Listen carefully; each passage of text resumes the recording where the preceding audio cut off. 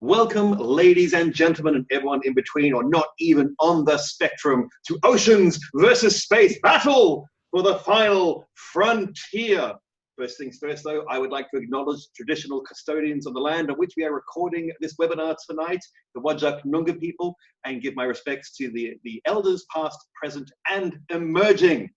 Okay, my name is Greg and I am from ICRAR, the International Center for Radio Astronomy Research. We are researching the hidden universe with the wavelengths we can't see, such as radio waves and all sorts of other waves as well. But I'm not the only person here tonight.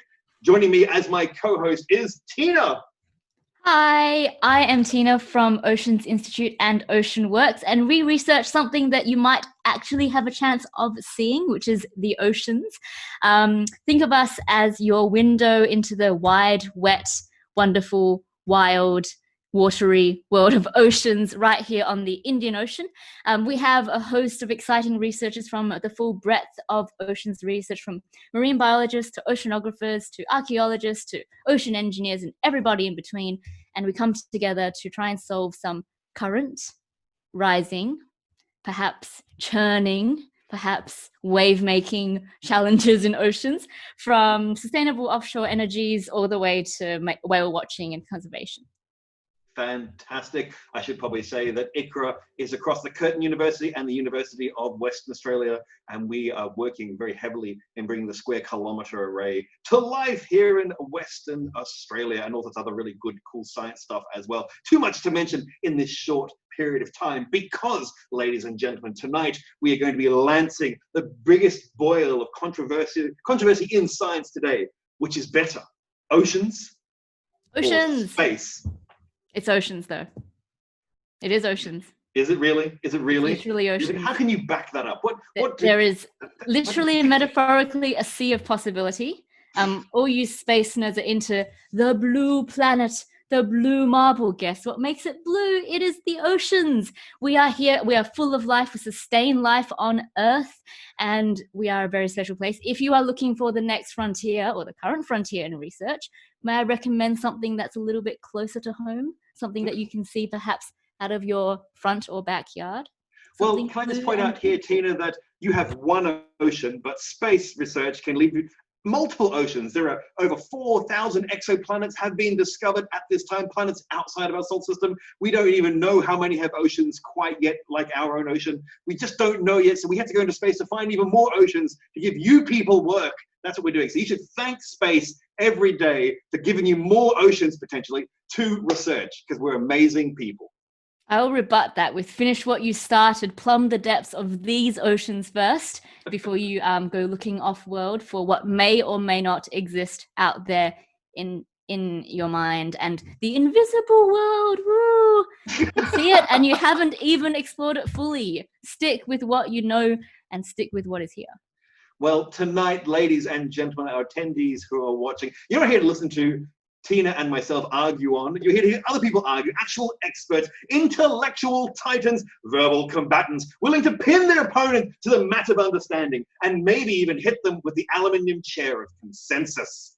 Tonight, we are going to be having a no-holds-bar fight here, ladies and gentlemen. It's very, very exciting. And in the space corner, she measures 93 billion light years across. It's astrophysicist Kat Ross. Ah! I'm here, I'm ready to rumble. I am Kat Ross, I'm an astrophysicist based in Perth at ICRAR, and I study baby black holes and I try and see them twinkling in our night sky due to dust in our own galaxy. Turns out they do it just as much as stars do, and they're pretty gorgeous. Turns out space can be beautiful as well as useful, and that's why we're gonna win this debate. Ah! Thank you, Kat. That was very, I guess, convincing. Where'd she go? Or did she go to outer space with her fellow space cadets and space oddities in the great vacuum beyond? Because back here on Earth, we've got an actual expert. We have someone rather amazing, someone a little bit less wide, but definitely weightier and able to handle the pressure perhaps a little bit better. It is our very own explorer, researcher, and YouTube sensation. It is James Dingley. Clap your fins for James. Hello, everyone. Here from UWA Ocean Works, I research big ships and monster waves. Fantastic. Very good. Well, to make the final decision tonight, ladies and gentlemen, which is better, oceans or space, we're going to need you, the audience, to vote in the polls at the end of each round. So we're going to get one of our tech imps to put up the test poll to make sure that you know what you're doing. Tech imp, can you please put the poll up? Excellent. Can you all please answer this poll, ladies and gentlemen? It's right there in front of you. Where are you dialing in from? Western Australia, Australia or New Zealand, Asia, North America, South America, Europe, or Antarctica? Go quickly, quickly. Press all the buttons, press all the buttons, press all the buttons. WA off to an early lead, unsurprisingly. Elsewhere in Australia, though. Elsewhere in Australia and New Zealand. Yes. Very, you are very looking for COVID entertainment. Here we are. Yes, welcome. We were happy to have you. Please recommend us to your friends. I think that might be everyone there. Tech Imp, very good. Poll is closing. And the winner is, can they see it now? I do believe they can. The winner is Western Australia with 56%. Woo, Western Australia. And you've passed the first test, which is you can do basic poll. So well done, well done. We appreciate that. And that means you're ready for the rest of this amazing fight. Round one. That's the first round, round one. Which has the most impact to humanity? Oceans or space? We're going to start off with James on the ocean side to take this fight out. 50,000 years ago, Australia became the world's first seafaring nation. After all, our land is girt by sea. Humanity had already spread through Africa and the Eurasian continent by putting one foot in front of the other. But to reach the southern continent from the Asian mainland, early humans had to navigate nearly 1,000 kilometers of island bands and ocean straits. From here, the oceans played an integral role in human civilization, not just as a way to push back the frontier, but also for trade, sustenance, and leisure. What I really like about the 21st century is that I can be talking to you on a laptop built in China, drinking coffee grown in Brazil, and wearing a shirt printed in the United States.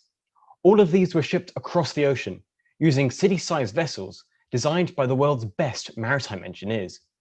More than 11 billion tons of seaborne trade occurred in 2018, without which the modern world couldn't exist. I'd like you to hold your breath now, and I will tell you when you can breathe back in. You holding it? The oceans keep the world fed and, most importantly, breathing. More than 3 billion people rely on the sea as a primary source of protein. From the poorest fisherman taking out his leaky dinghy to catch food for his family, to the billionaire feeding her cat caviar for breakfast, the oceans are a permanent fixture in the modern diet. The oceans are directly responsible for 85% of Earth's breathable oxygen and the species within it. Some of them, such as whales, are responsible for sucking back the extra carbon dioxide produced by human civilization. You can now start breathing again. But when you do, remember it's the oceans which made it possible. Now, sorry about that, but how about something for fun? What could be more Australian than pulling a sickie and going for a surf at the beach? People spend thousands of dollars to build and operate sailboats, not to make money, but for the simple joy of being alone with the wind and the waves. The oceans clearly have a positive benefit to humanity.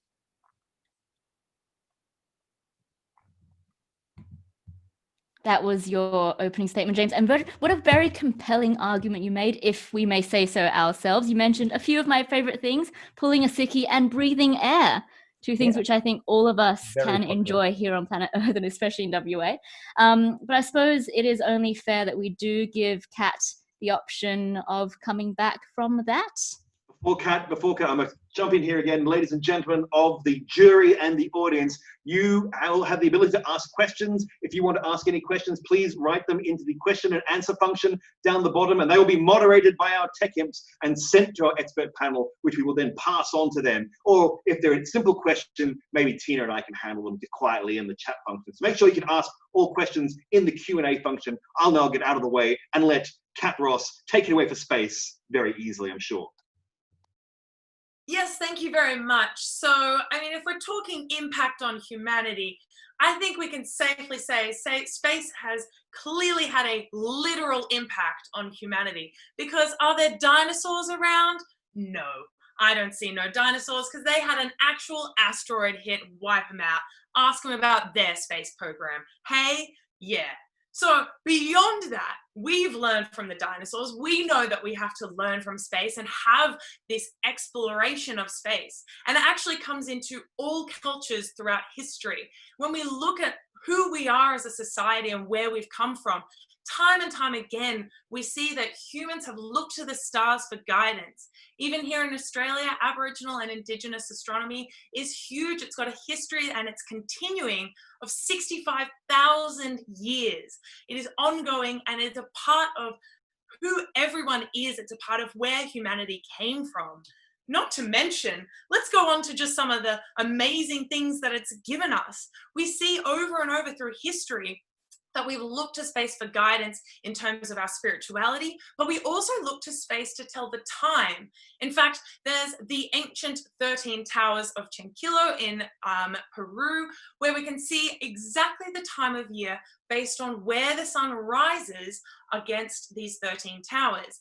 Now, that's accurate to within a couple of days from around 5,000 years ago. So, sorry, 2,500 years ago, this civilization built a structure that could tell the time to within a couple of days. And that's from looking at space. Because time and time again, humans have been impacted in countless ways by what's above us, not what's down at our feet and in the beach. So space for the win. Thank you, Kat Ross. A very interesting point you made there about the importance of space. Even in our history, space has been super important. Over 50,000 years of Indigenous astronomy happening here right on this sunburnt land. Now, of course, we have to let James have a 30-second rebuttal. James, would you like to? Now, really interesting. You mentioned Peru using towers to tell, or using the stars to work out what day it was. So within a couple of days or maybe a week. Well done, space. Back during the age of exploration, in order to pinpoint where you were on a map, you needed to know the exact time difference between where you were and some reference point. It's this which gave us accurate clocks and precision engineering. Not with stone, but with copper, steel, and science. If I have to leave work at 5 p.m. on a Friday, I want a timepiece which is accurate to within a second, and I don't have to wait around until next Wednesday in order to actually get home. I think oceans are clearly better.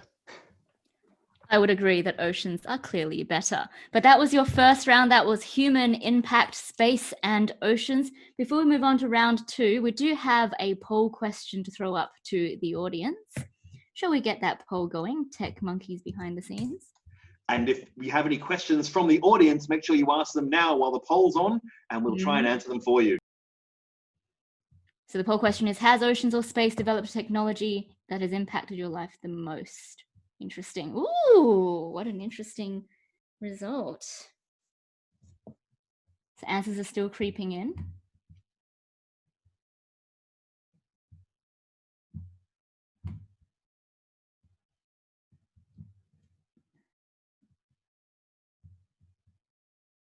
Three, two, one, and end of time. So that is it. End polling. I think the results, well, they're interesting. They're interesting. I mean, I guess we'll accept that for now. It's early days. It's still anybody's game. Let me just reiterate that.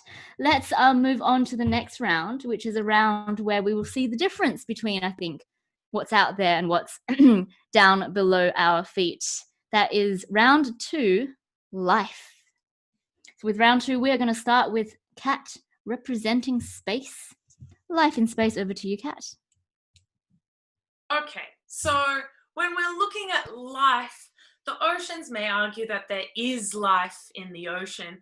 Well, is there the only life in the ocean? We don't know. That's a sample size of 1. You can't make any claims about what life is based on just one planet and the oceans. We're scientists. We need to have a larger sample size than that. And at the moment, when we look at life on Earth, we're basing this on just the Earth life, and we don't really know that we can make big claims about this. But beyond that, as far as we know, all life we know is based on the CHON elements. That's carbon, hydrogen, oxygen, and nitrogen. But all of those elements were built in space. They were made in space. So studying space and studying the history of space and how things are developed, learning about stars, you are learning fundamentally about where life came from, how life was even given the chance to form. So when you're jumping in at oceans, you're skipping the story of where it came from. You're skipping half of the history of where life started. Why would you want to jump in at the end of the story? Not for me. But even now, if we look out to space, not of where it started, but there's already so much more interesting stuff out there in space. You can look at the way that things interact in terms of eating and having your tree of predators and prey, because there's a thing called galactic cannibalism, which is a process where galaxies literally eat other galaxies. It's actually currently being done by the Milky Way, eating two of the dwarf galaxies near us, the Large and Small Magellanic Clouds. So our Milky Way is literally eating an entire galaxy. That is by far cooler than a whale eating some krill. Don't be salty about it. It's the truth. Good points and good puns. Thank you very much, Kat Ross. James, do you have anything to say? Could you possibly answer that scathing attack from Kat Ross? Ooh, well, ocean life is weird, wonderful, and most importantly, actually exists beyond the single cell phase. You could spend trillions of dollars sending a rover to Mars, and the very best you're going to find are some fossilized slime molds. For just a fraction of that price, you can build a deep-sea submersible, discover a new type of fish, and name it for your favorite Lord of the Rings character. Regardless of where life originally started, we know that it's only interesting once it meets Earth's oceans. Starting 550 million years ago, the Cambrian explosion is where life went from single-celled organisms to the swimming, burrowing, and crawling creatures with all the eyes, legs, and miscellaneous appendages characteristic of life without a set body plan. Clearly, it is better down where it is wetter, because it took another 100 million years for life to move from under the seas and onto land. The majority of species stayed in the ocean, making life down here super diverse and super interesting. If you're attracted to space for the opportunity to meet an alien creature and learn its language, then your best option is to make friends with an octopus. Their general intelligence is well documented. Cephalopods are highly social creatures, sometimes spotted traveling with shoals of fish. They create tools from coconut husks, and they speak using their skin. When we bring them into the lab, they escape into the ocean or into a cooler looking tank. There's also this one octopus which took an interest in a junior lab assistant and would shoot jets of water at her whenever she entered the room. But what I find really fascinating is how this intelligence originates. Humans and octopus split from each other back when life had barely gone multicellular and there was no brain to speak of, a bit like cat. Octopus brains aren't stored on their heads, but are rather distributed throughout their entire body. Limbs act independently of each other in a sort of distributed network, meaning their entire body is conscious. They are truly a new form of intelligence, so far removed from our own, and definitely worth studying. There are plenty of fish in the sea, deserving of our study. Some very good points they made, James. I do love a good octopus story, and that was a savage burn on the other fighter, Kat. I'm sure she's reeling from that attack. So we now have another Tech Imp poll to be put up there that you can actually come in right now and start polling. Bring the poll up, Tech Imp. Go, go, go, go. I'm just going to do that. Anyone coming? Oh, hello, Tina. Welcome back. Hi, I'm back. Sorry. Oh, no, I've forgotten. I've made an error. We should also, we'll do the poll. Here's the poll now. Do the poll. Do the poll. But whilst we're doing the Kat Ross, get ready to do the rebuttal at the end of this poll. Yeah, get your limbs together, Kat. Would you rather establish first contact? Would you rather establish first contact with an intelligent octopus in the ocean or an alien in space? So I've got some thoughts about this. Aliens are cool. Octopus are also cool, but we eat octopus, and would that make them really angry at us? I don't know. That makes the interaction more valuable, surely. So that's a scary thing you've just said, Tina. Do you always find things you could eat interaction more valuable? Is that all I'm saying is lemon trees are common in the suburbs. And calamari does exist. It's right. Look, these are just facts. These are facts. I think these are all the people who are going to be polling. We can shut down the poll, end that poll, Tech Imp.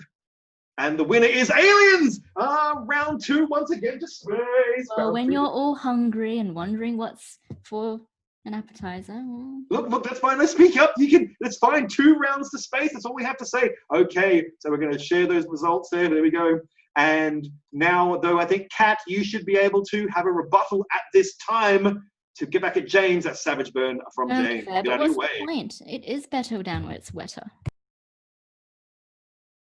So I think it is fair that I get a rebuttal and I prove some points here, because James is claiming that the oceans is where it all started. We don't even know that that's true. In fact, we haven't yet discredited the idea that maybe all life on Earth formed from a meteorite hitting the Earth and starting life here, which means that potentially means our entire solar system has life. We don't need to go to the nearest star, which, albeit I'll give them, is pretty far away. But even in our own solar system, on Mars, and even on moons of Saturn, we don't yet know that there's not life present. So shouldn't we be exploring that option first and making sure that we haven't ruled out that space is useless? Let's just look at the oceans. In fact, we even sent a probe over to Saturn's moons, Cassini, to test to see maybe is there life around. And they didn't rule it out. There's still the potential. But because of those results, we had to crash Cassini into the surface of Saturn. So for the love of Cassini, let's go explore it and confirm those results before we just rule out space. Well, that was, I guess, a good rebuttal. I still feel tempted to say, go get a life, but I won't. That's considered rude. The next round, though, is something a little bit more interesting, a little bit more, I guess, imaginative, something that might intrigue us all. It is the depiction of space and oceans in fiction, in particular in the older films of James Cameron. So starting off, very fittingly, I think, it's over to James Dingley for the first round. Ooh. Stories about the ocean are far better than those about space. Firstly, innovation. Every single genre which features space was first pioneered by ocean stories. In The Epic of Gilgamesh, our earliest surviving piece of fiction, the story revolves around a dude named Gilgamesh and his quest for immortality. Now, quick heads up for spoilers on the ending of a 4,000-year-old poem, but when he went scuba diving by tying some rocks to his feet, and when walking around, he found out that his immortality quest was meaningless and it wasn't going to work after an encounter he had with magical seagrass and an underwater monster. Clearly, we've been thinking about ocean stories for a very long time. The very first science fiction story is 20,000 Leagues Under the Sea, where we join Captain Nemo in an underwater submersible, where we visit lost cities, giant squid, and unfathomable riches. On that innovation point, sure, space stories steal the genres made for ocean tales, but can you be creative about your aliens? They're all just sea creatures with the proportions off or with different coloured skin. Stories about the sea are not just innovative, they're also really good. From a structural level, that's because you can't just explain away inconsistencies or distract your audience with technobabble as you can with space stories. You actually have to put some effort in. In James Cameron's The Abyss, we are shown the conflict between curious engineers and salt-of-the-earth blue-collar workers, with a society which just wants to destroy that which it doesn't understand. There's some world-first computer graphics and an entire set built underwater. In Cameron's Titanic, we see class struggles and mankind's over-reliance on technology play out through the medium of a love story, set on the backdrop of the world's second most infamous cruise ship, the first of course being the Ruby Princess. Clearly, this story has just the right mix of adventure, danger, and romance to make it instantly become the highest grossing movie up to that point, and unlike in Avatar, which did beat it out a few years later, it actually works because of its amazing story, rather than just charging moviegoers a couple of extra dollars to have funny glasses to watch it in 3D. Ocean stories are older, push more frontiers, and actually teach us something about ourselves. Thank you.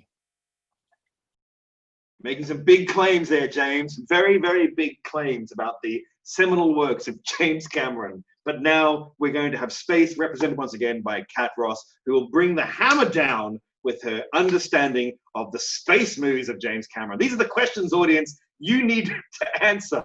James Cameron movies, what are they all about? Take it away, Kat. I could go into James Cameron movies, but James kind of said it already. Yeah, Titanic was great, but Avatar then came around and blew that out of the water. Yeah, pun intended.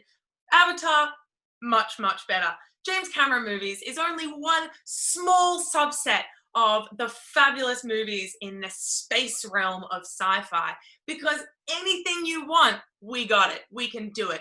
Danger, no problem. You're about to die, that's fine.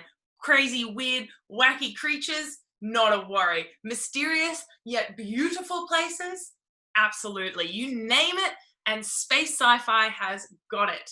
I'm gonna put out a shameless mention of my all-time favorite sci-fi, and that is Star Trek Voyager, by far the greatest of the series. I know that that's a controversial opinion for some, but let's face it, Captain Catherine Janeway, total badass.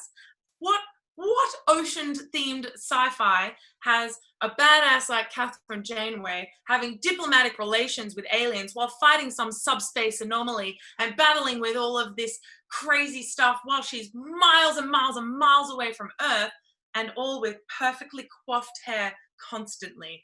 I beg you to find an oceans sci-fi that does that. Thank you very much. Not possible at all, because sci-fi with space, better than any sci-fi of oceans. And in fact, all of the sci-fi of space is really inviting to people to create new technology. Star Trek, again, where do you think we got the iPad? Started in Star Trek, and that's what inspired it. Time and time again, space sci-fi exceeds expectations. The sky is the limit, if you will. Although not really, it's the lower limit, I would say. But yeah, we win. Thank you, Kat. Thank you very much.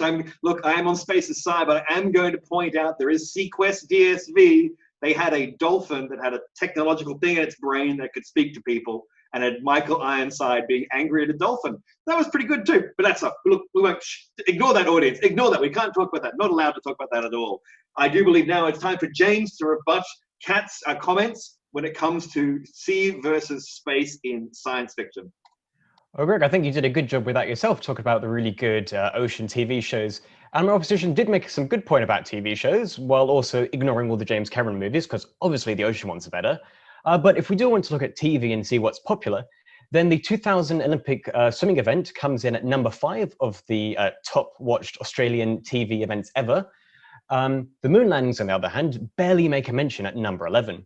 Reality shows like Bondi Rescue and Sea Shepherd gain far more viewers than the equivalents. I think the only real space reality TV show is Mars One, which, as I recall, went bust 2 years ago, and they never got anyone onto Mars. I think ocean TV is far better than space. Oh, that's some savage. That was savage, James. That was actually quite savage. Wow. Oof. Oof. Thank you, Captain, my captain. That was beautifully dealt. Perfect amount of savagery for this round, I feel. Tech M, Hey. we need to have the next, the actual poll, please, that comes up. Which is your favorite James Cameron movie? A very important question for the audience to answer. There we go. Please write down, is it Aliens? Please show that you have some taste. Avatar, Piranha 2, The Abyss, Titanic, or Xenogenesis? No choices for Piranha 2. I'm amazed. Oh, well, The Abyss Piranha 2's got to be my favorite. The Abyss is in there. The Abyss is pretty cool. And I think that's it. Then one more to go, or two, and a couple more to go. Anyone else want to be in there? Other than the left. Oh, we're going to lock it down in 5, 4, 3. Oh, we're down. We're done. There we go. And the winner is, by far, is 53%. And that goes to Avatar. I do believe Space has won, though I'm pretty certain we shouldn't have won that one. But that's fine. That's okay. That's fine. We're doing pretty well, Space. Well done. We can still pull it back with Oceans. We can rise strongly and every 6 hours, you just rise and fall and rise and fall. That's what we... the tides will change, is all I'm saying. And those tides will float all boats. Excellent. What is round 4? Round 4 is tech and hardware. See, oh, come on. I think you've got the edge on this one, but I would go with, actually, surprisingly, we've got a lot possibly hidden up our sleeves as well. I do believe it's James off the mark first. Is that true? No, it's me.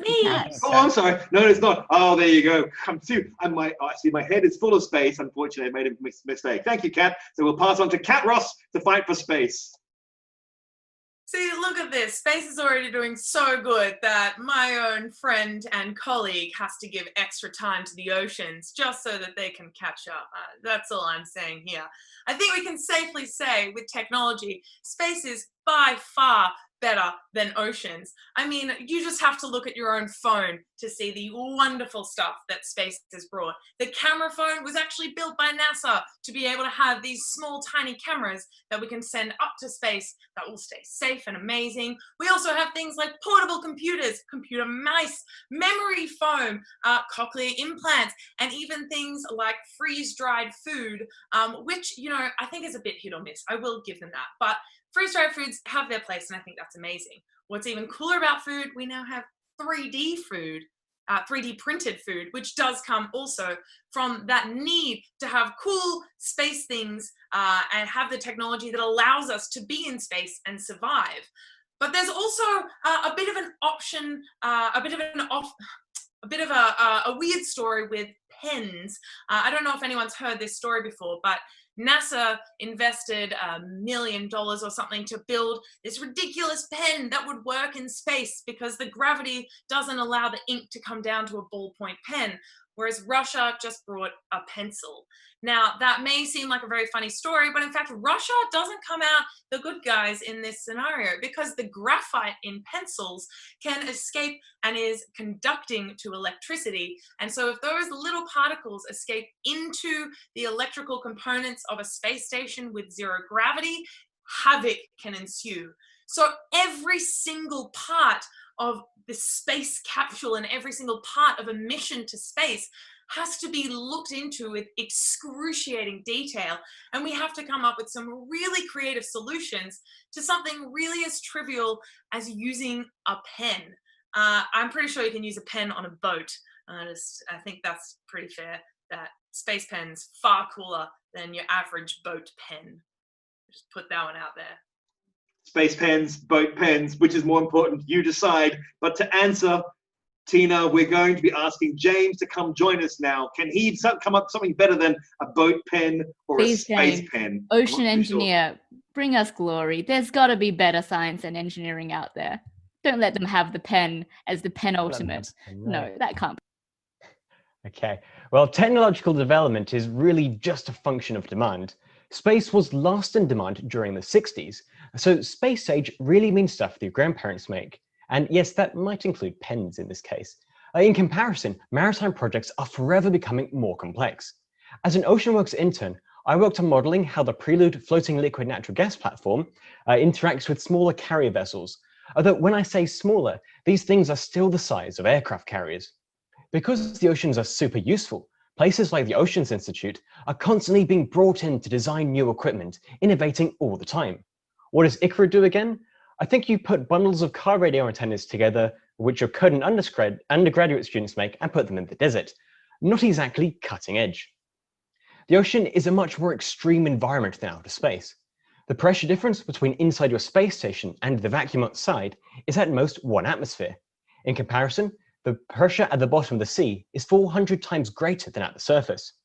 When divers descend, we get mechanical engineers to design scuba gear to balance the crushing weight of the ocean on your lungs. Chemists then design new mixtures and even breathable liquids like perfluorocarbons to stop those high-pressure gases from turning our blood toxic. The steel walls of Deep Sea Challenger, designed to reach the bottom of the Mariana Trench, were 2.5 inches thick. For comparison, a non-zero fraction of a spacecraft is made of aluminium foil. Unlike in space, where an 80-watt radio will let you talk to a satellite orbiting Saturn, salty seas block almost all forms of communication, leading us to build ever more complex, ultra-low frequency antenna to communicate with advanced deep-sea submersibles. A cool fact about one of these antennas, located in a bit north of Perth, is that it's on the Australian Defence Force complexity scale, it actually ranks higher than an F-35A Lightning II fighter jet.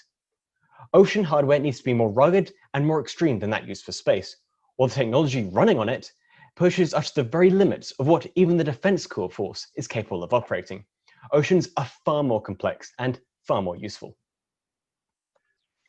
James, I can take a lot of flack, but when you start absolutely laying the hammer on the square kilometer array and the MWA, the Murchison Wide What was Field it, Array, some I am not a happy together? camper. That stings. Tina, It you does have to sting. control Maybe your it's fight. stinging That was below the belt. because it's true. Maybe you're feeling the pressure because of that little tiny niggly bit of truth in there. You're thinking, maybe it is just some steel aluminium Christmas trees out in the middle of the desert. Maybe that is all it is. Maybe, look, I think we should let Kat Ross have the final word for the rebuttal here. Kat, can you come and save us all at this point? Well, space anyway. I mean, to say that we're not cutting edge is pretty rough when ICRAR is a part of an international collaboration to build the largest, most sophisticated telescope in history, the Square Kilometre Array, or the SKA. This telescope, when finally operational and complete, will produce as much information as the entire internet every single day.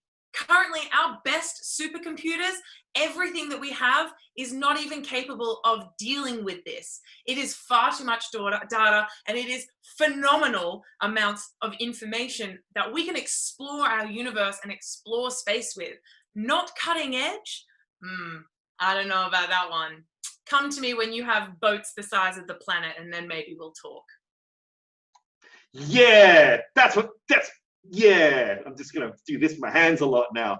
And so, Tina, we're back. We are back. I do believe it's now up to the audience to answer another poll for the end of this round. Tech Imp, please take away the poll.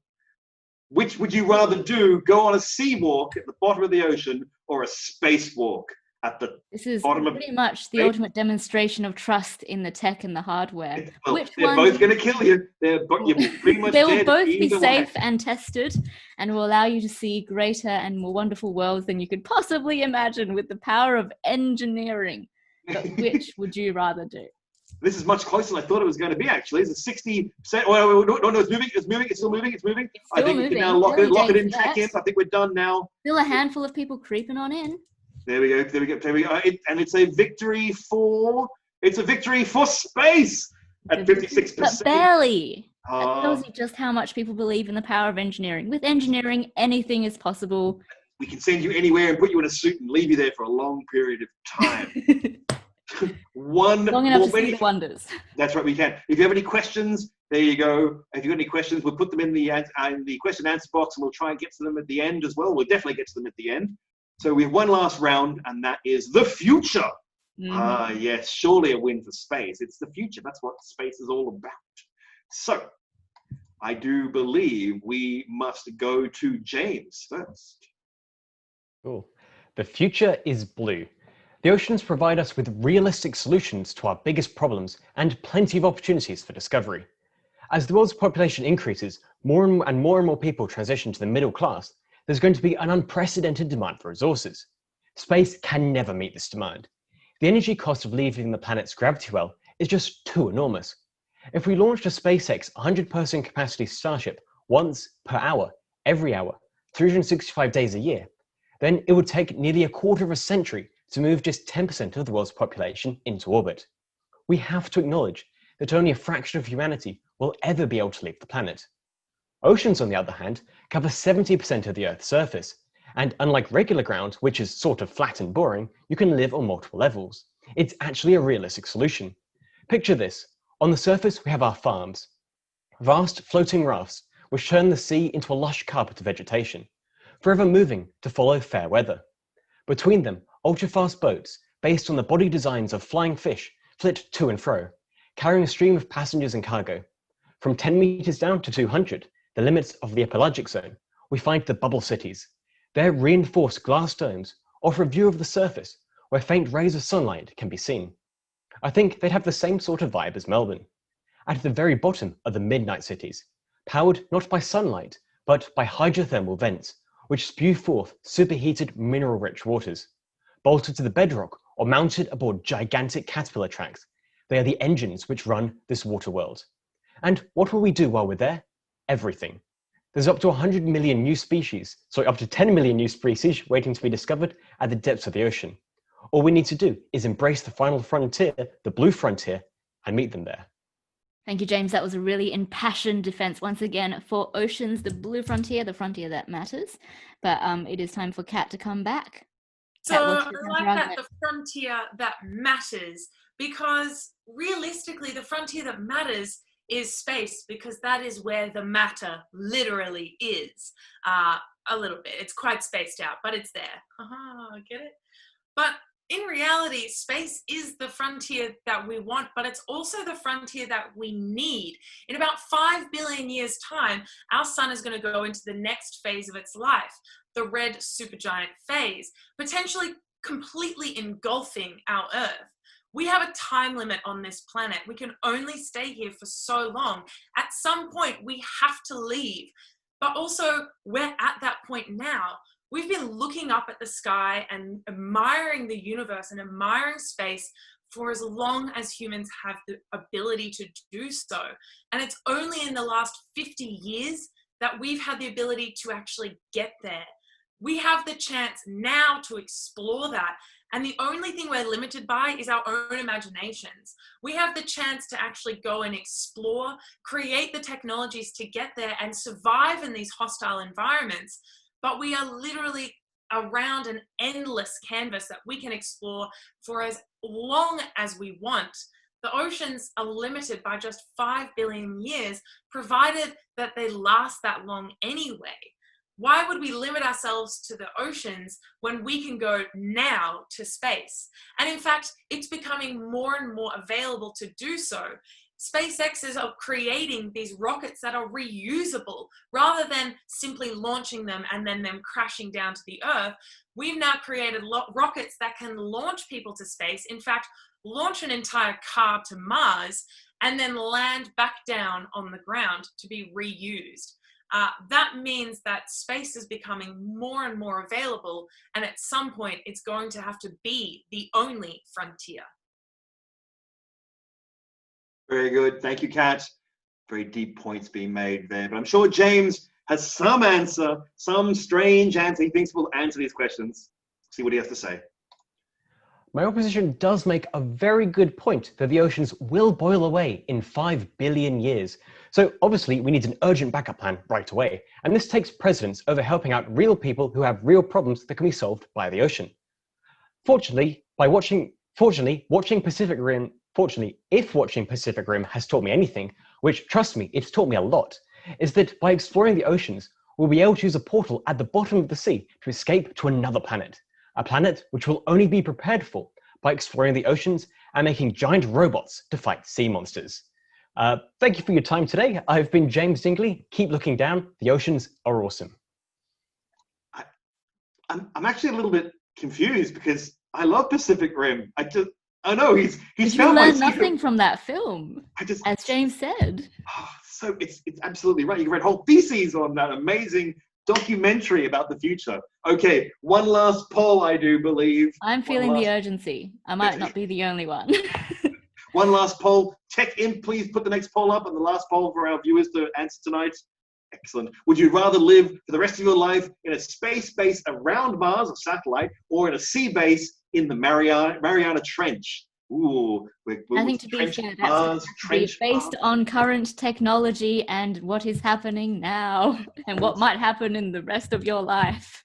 Which could be very short. 5 billion years when the oceans have boiled away. Oh my goodness, it's close. It's close. Oh, exciting. Oh, I think we should lock it down. Nothing to the audience. We can't see the polls changing. Oh, lock it down.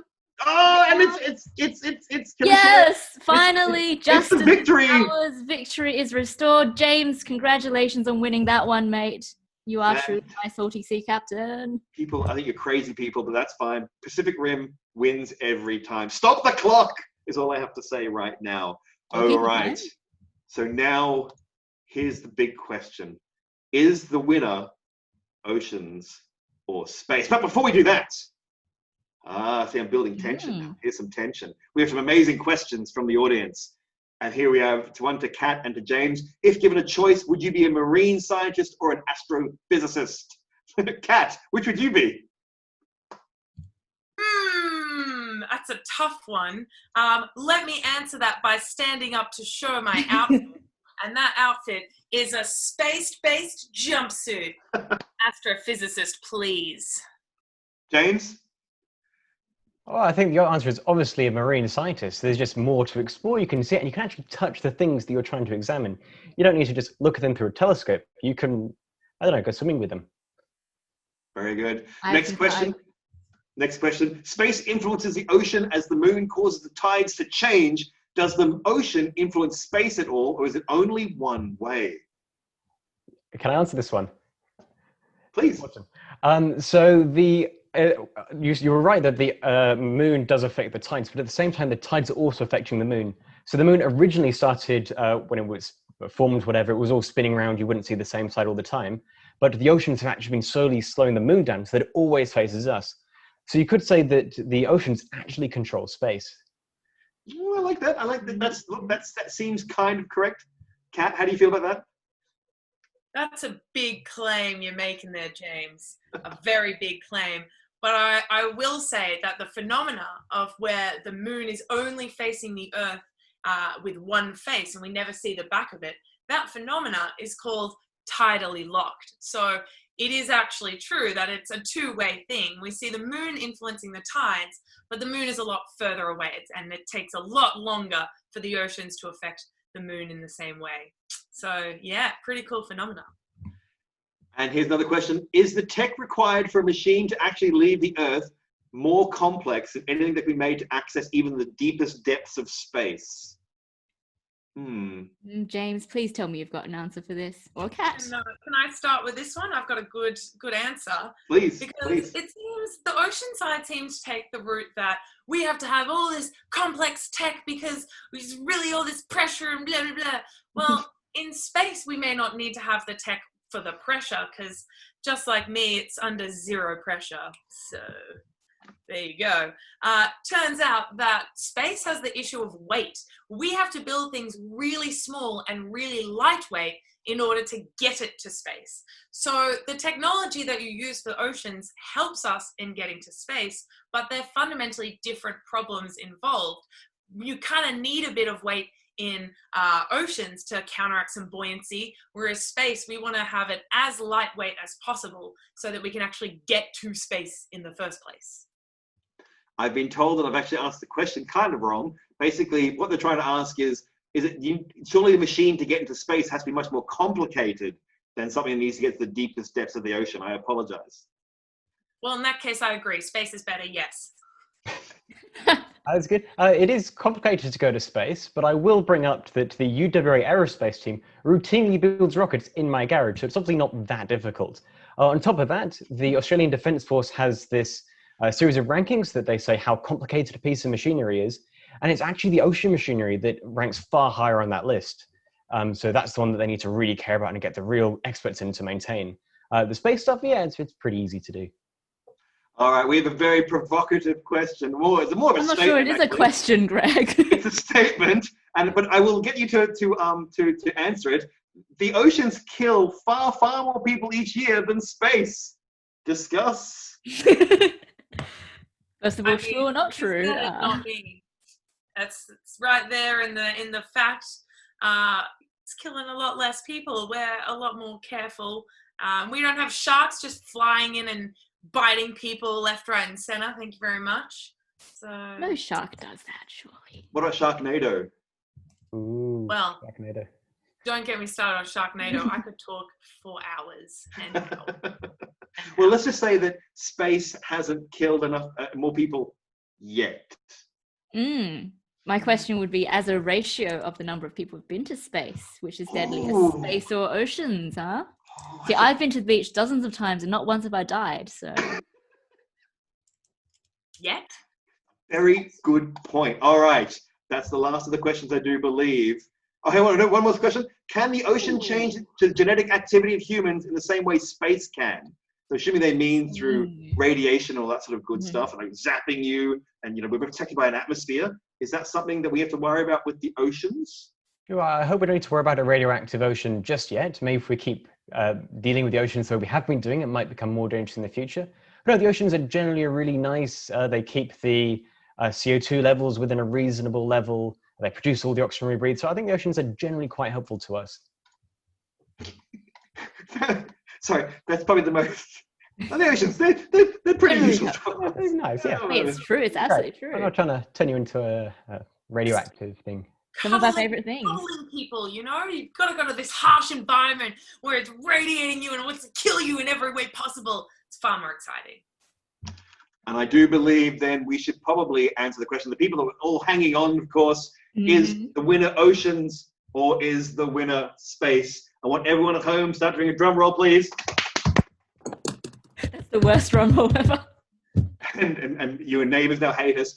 Of course, the winner is science. Science. Science is the winner. I know you may feel it's a cop-out. We both win. There is no actual fight between oceans and space. It's all amazing science that people have to do, want to do, so we can learn about the universe. In fact, the ICRAR does work with the Oceans Institute on working with machine code to actually work out predictions of swells for the Bureau of Meteorology. So that's a direct connection. There's amazing science being done with using basically looking at how whales actually bunch together, and then using space information on that as well. That was a very confusing way of saying that. Lots of other interesting ways actually the space and oceans kind of interact, and the scientists work across. Can anyone give any good examples? I can give you the greatest example of the perfect combination of space and oceans. And you kind of brought it up before, so you can't blame me for this. It's Sharknado 3. Oh, hell no. Now, if you look at Sharknado 3 on IMDb, it is the highest ranking Sharknado of the series with a whopping 4.1 out of 10 stars compared to around 3.8 for the other Sharknados, which are clearly subpar. Now, the reason I bring up Sharknado 3 in particular is because this is the one where sharks go to space. It is the combination of sharks from the oceans in space that makes this movie a cinematic masterpiece. And I think there's nothing more that can be there. We're all on the same side. Everyone's be upstanding for Sharknado 3. Yes. And with that bombshell, I believe we should leave it here. I'd like to thank my co-host, Tina. Thank you. And of course, James on the side of oceans. Thank you. And Kat Ross on the side of space. Thank you all for having me. Thank you, tech imps who can't clap or make any noise. Thank you, tech. We appreciate your work. And also to you, audience, for coming on your Wednesday night and spending time with us. If you enjoyed this, let us know. If you didn't, keep it to yourself. It's fine. Keep it quiet. Thank you very much, ladies and gentlemen. And we'll see you in the future. To the future. Bye. Bye. Bye.